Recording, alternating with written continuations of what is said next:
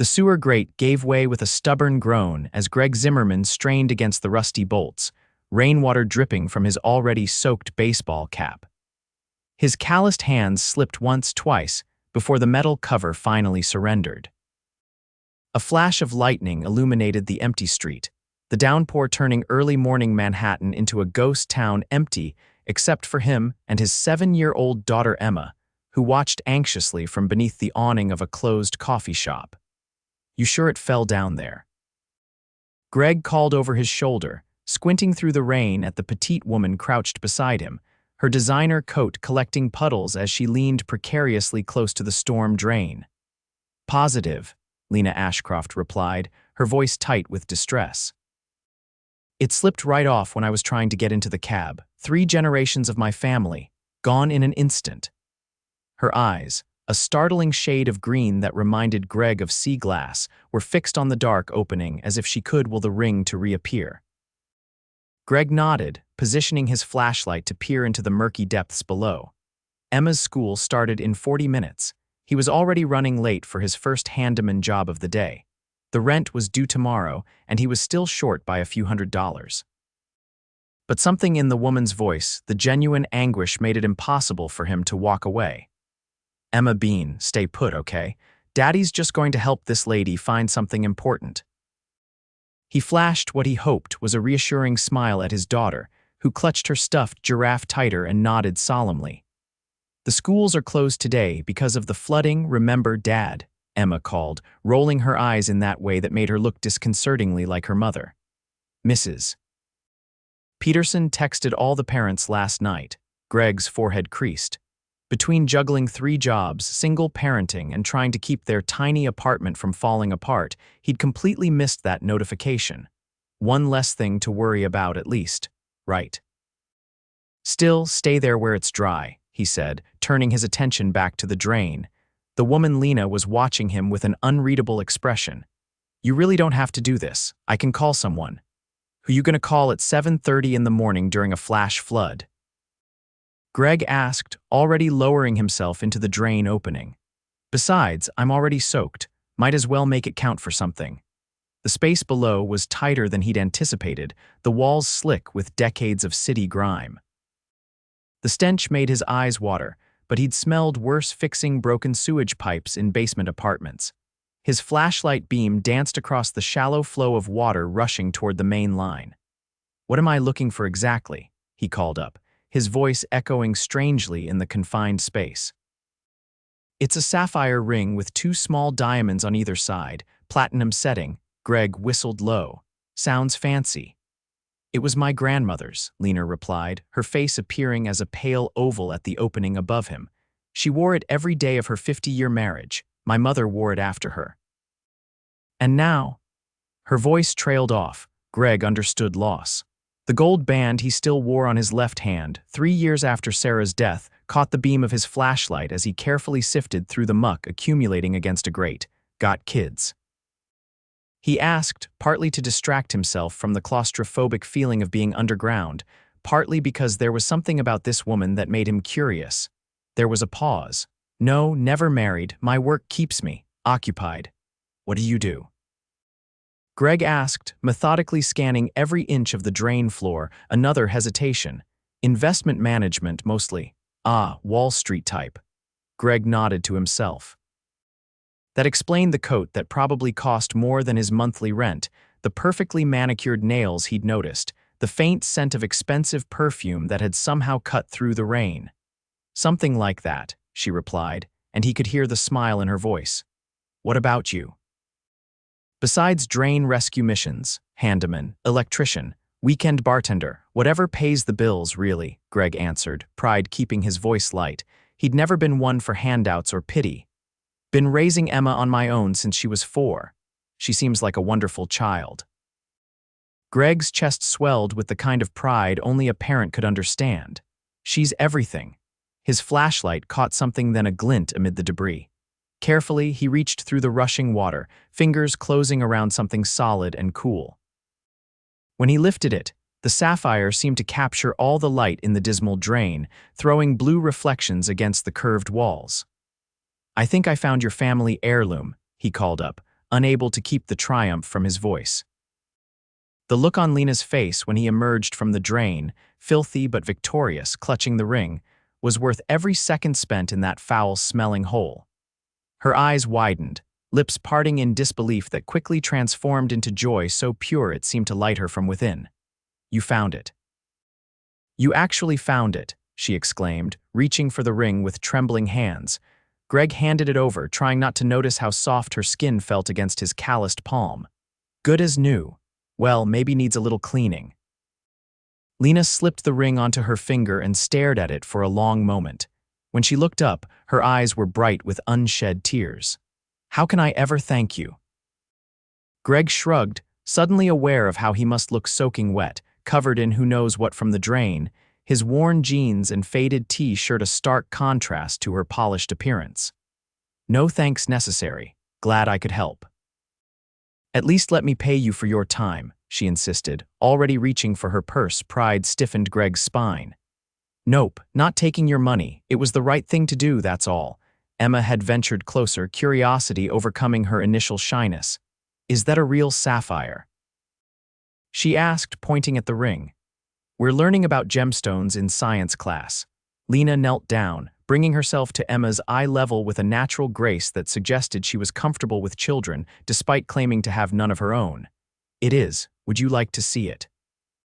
she asked, carefully removing the ring and holding it out for inspection. Emma's eyes widened as she studied the stone. "It's the color of the ocean in those pictures of the Caribbean that Miss Jenkins showed us."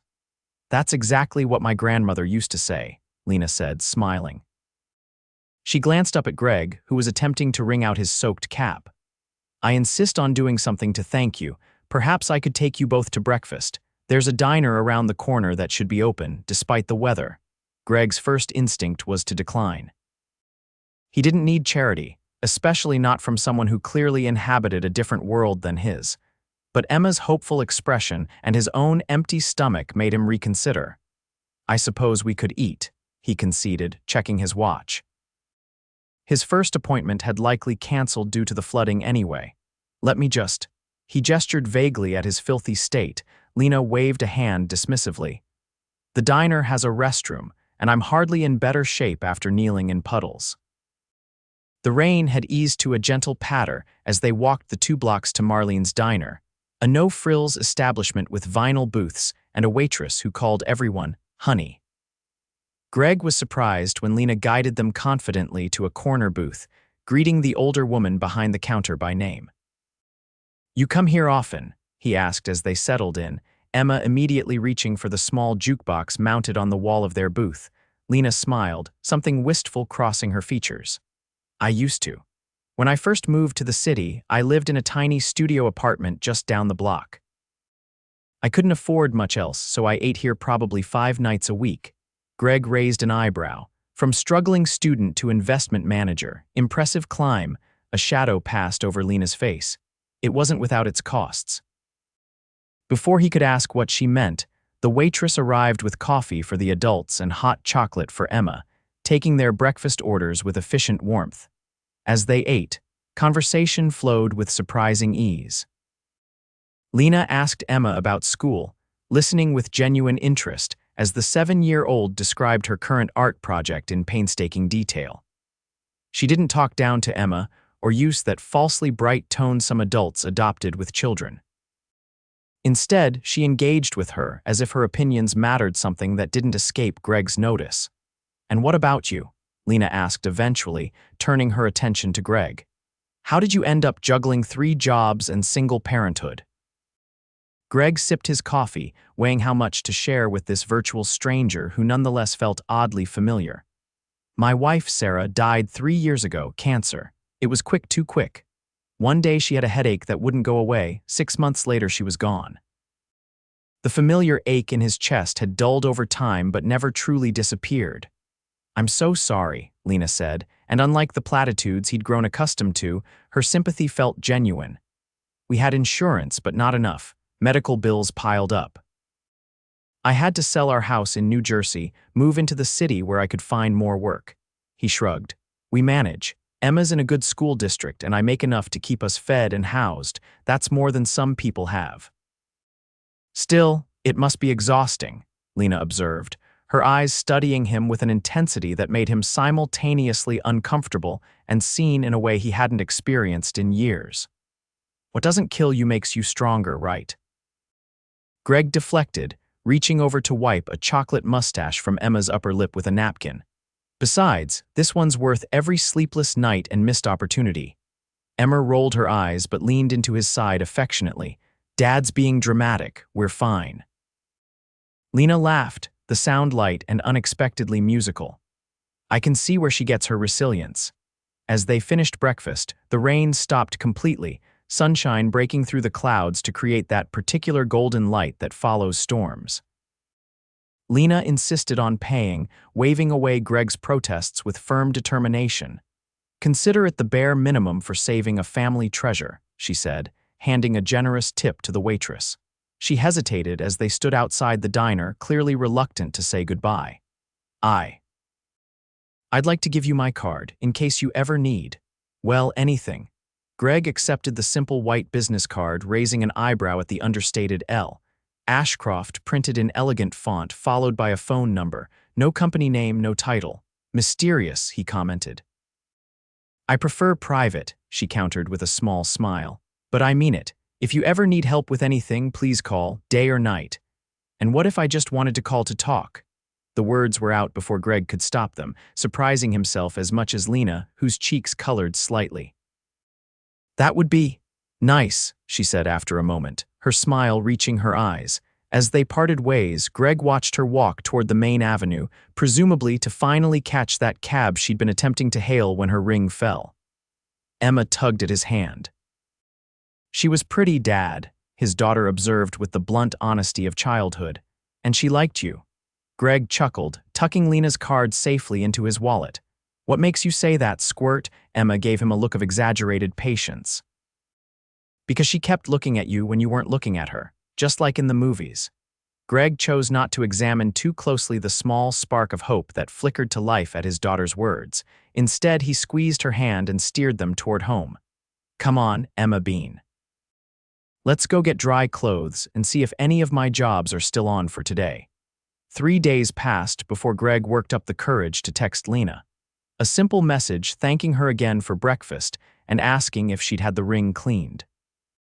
Her response came within minutes, warm and engaging, asking about his day and Emma's school project. Before he knew it, they were exchanging daily messages, snippets of their lives shared across the digital divide. What struck Greg most was how normal Lena seemed, despite the hints that her life was anything but ordinary. She complained about meetings running long, mentioned a business trip to Tokyo that sounded exhausting rather than exotic, and confessed to a weakness for reality cooking shows that made him laugh out loud when he read it. It was 2 weeks before they met again in person. Greg had just finished a complex rewiring job in a brownstone near Central Park when his phone buzzed with a text from Lena. Are you and Emma free for dinner tonight? I'm in your neighborhood and know a place that makes the best pizza in Manhattan. He hesitated only briefly before accepting, rushing home to shower and change into his least worn jeans and a button-down shirt that Sarah had always said brought out the blue in his eyes. Emma, excited at the prospect of pizza with the pretty ring lady, changed clothes 3 times before settling on her favorite dress with unicorns along the hem. The place Lena had mentioned turned out to be a tiny, family-run pizzeria tucked between a laundromat and a bodega, with checkered tablecloths and signed photos of local celebrities covering the walls. Lena was waiting outside when they arrived, dressed in simple black pants and a soft-looking sweater that made her look younger and more approachable than the business attire Greg had first seen her in. I was worried you might think this was too casual, she admitted as they settled at a corner table, but Gino's has been my secret comfort food spot for years. We're more pizza experts than fine dining connoisseurs, Greg assured her, helping Emma unfold her napkin. Though I must warn you, this one has very strong opinions about toppings. No pineapple, Emma declared firmly. It's an abomination. Lena's startled laugh rang out. A 7-year-old who uses abomination correctly, I'm impressed. Dad says vocabulary is important, Emma explained seriously. We read together every night, and when there's a word I don't know, we look it up. That's a wonderful tradition, Lena said, smiling at Greg with something that looked remarkably like admiration. The evening flowed as easily as their conversation had in the diner, with Lena drawing Emma out about school and friends while also engaging Greg in discussions about everything from classic movies to the merits of different power tools. There was an authenticity to her interest that disarmed him completely. As Emma grew sleepy over her last slice of pizza, leaning against Greg's side, Lena's expression turned thoughtful. "Can I ask you something personal?" she said quietly. Greg nodded, curious. "Are you happy?" "With your life, I mean." The question caught him off guard. "Happy is relative, I guess," he answered slowly. "Am I where I thought I'd be at 34? No, but Emma's healthy and smart and kind. We have a roof over our heads. I've got work. Some days are harder than others, but overall. Yeah, I'd say I'm happy enough."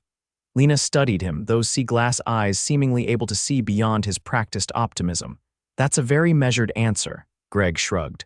"Life's taught me to be measured. What about you? With all your success, are you happy?" It was her turn to consider carefully. "I have everything I ever thought I wanted professionally, material comfort, recognition in my field. But lately I've been wondering if I've been using work to avoid the things that actually matter." "Like what?" "Connections, family. The kind of relationship where someone knows your worst habits and loves you anyway." Her gaze flicked to Emma, who was now definitely dozing against Greg's arm. "The kind of love that makes you a better version of yourself." Something shifted in Greg's chest, a recognition of the loneliness beneath Lena's composed exterior that mirrored his own. Before he could respond, Emma stirred, mumbling something about school tomorrow. "I should get her home," Greg said reluctantly. Lena nodded, signaling for the check. "Let me walk with you. I'm heading in the same direction." The October evening was cool but pleasant as they strolled through the neighborhood, Emma walking sleepily between them. When they reached Greg's apartment, building a pre-war structure that had seen better days, he felt the familiar twinge of self-consciousness about the peeling paint and flickering lobby light.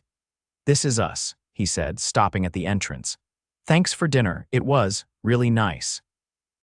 Lena smiled, her face soft in the glow of the streetlights. "It was. I'd like to do it again if that's all right with you." "I'd like that too," Greg replied, surprising himself with how much he meant it. Something unspoken passed between them, a tentative bridge forming across their different worlds. Then Lena bent down to Emma's level. "Thank you for sharing your pizza expertise with me tonight, Emma. Next time, maybe you can tell me more about those unicorns on your dress." Emma nodded solemnly, then impulsively threw her arms around Lena in a quick hug before darting into the building lobby.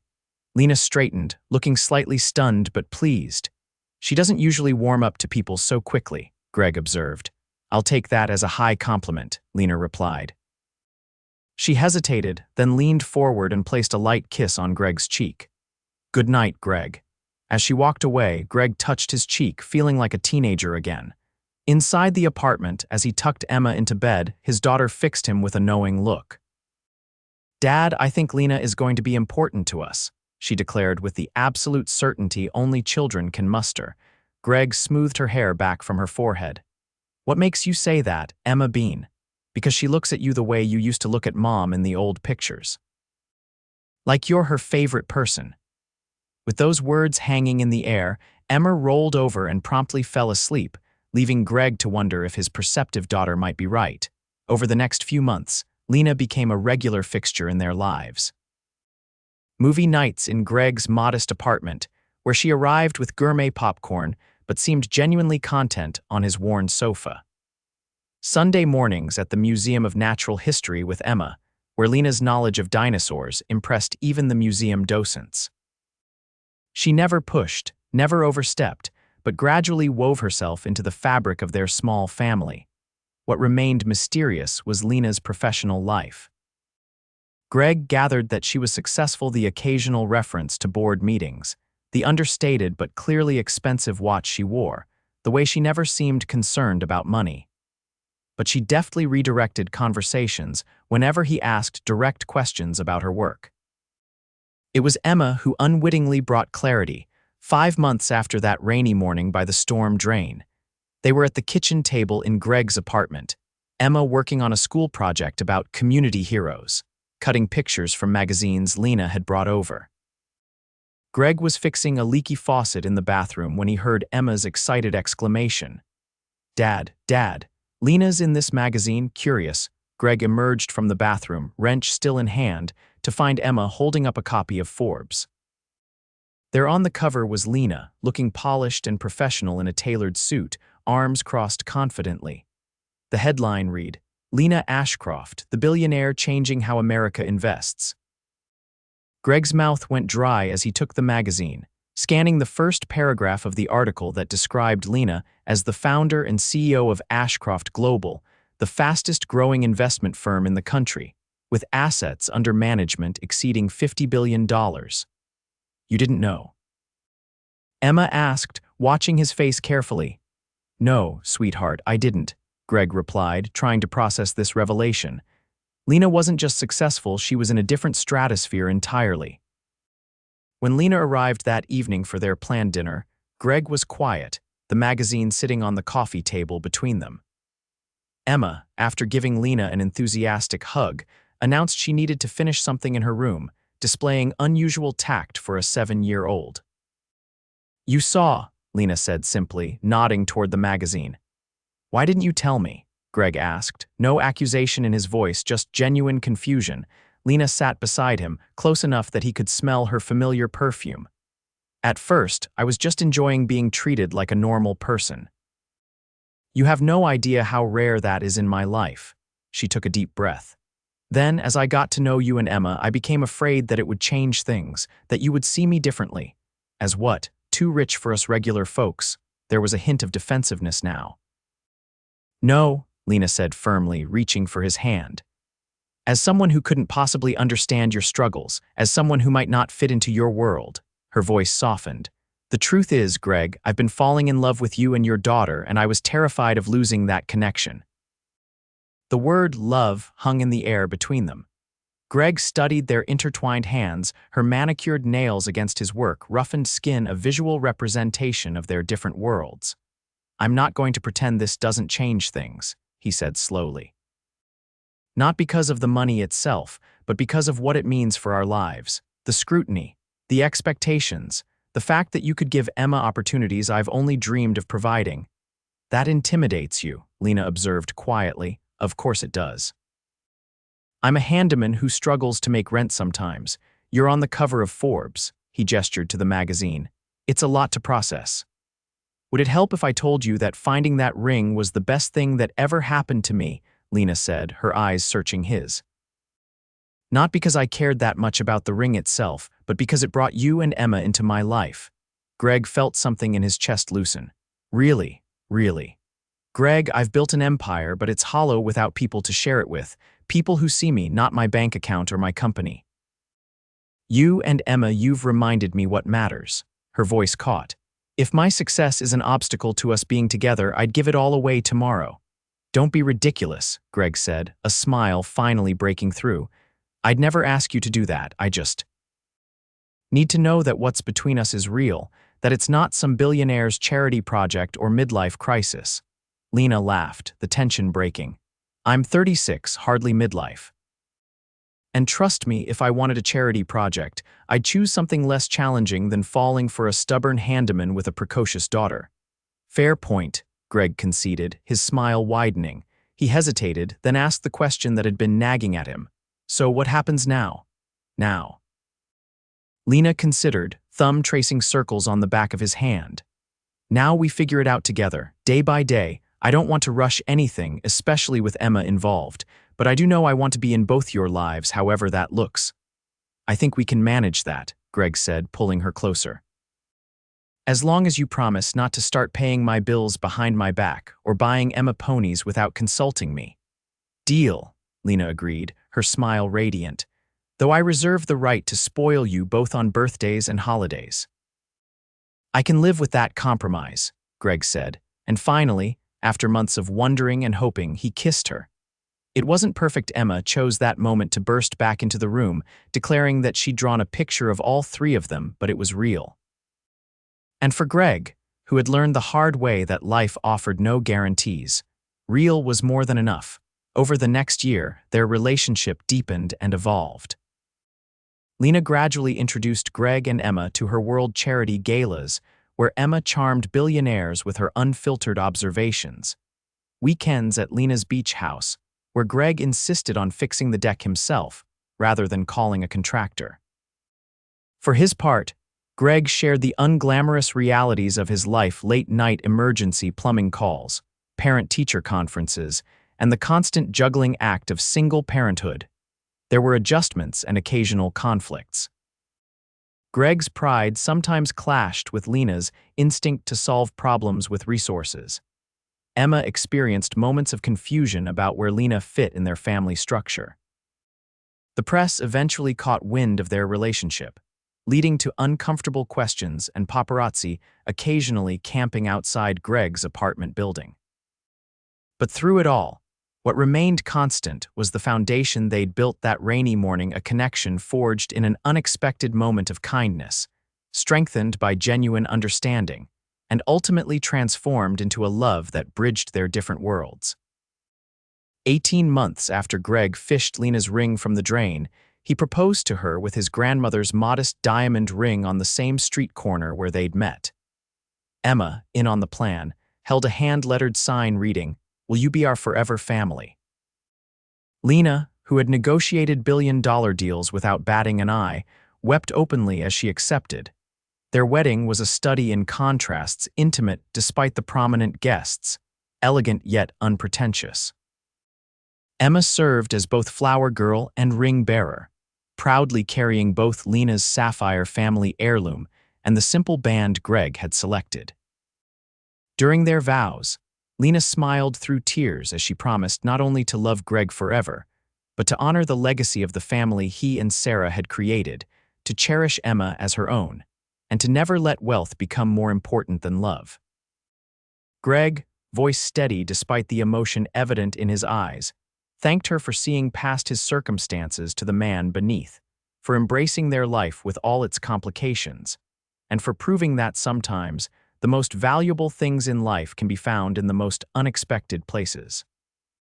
As they shared their first dance as husband and wife, Emma watching with approval from her grandparents' table, Greg pulled Lena close and whispered, "Who would have thought a lost ring could lead to finding everything I never knew I needed?" Lena's answer was simple. "Some might call it luck. I call it destiny." 2 years later, they welcomed twins, a boy and a girl who inherited Lena's sea-glass eyes and Greg's determined spirit. Emma, now 10 and thriving, took her role as big sister with characteristic seriousness, reading to the babies nightly just as her father had read to her. Greg still worked as a handyman occasionally, though he'd scaled back to focus on the nonprofit he and Lena had founded together, an organization providing vocational training and support for single parents.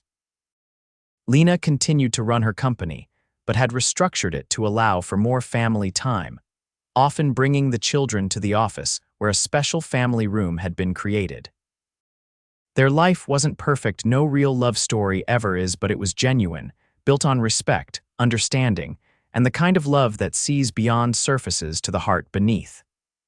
A love that began with a lost ring, a helping hand, and the courage to bridge two different worlds.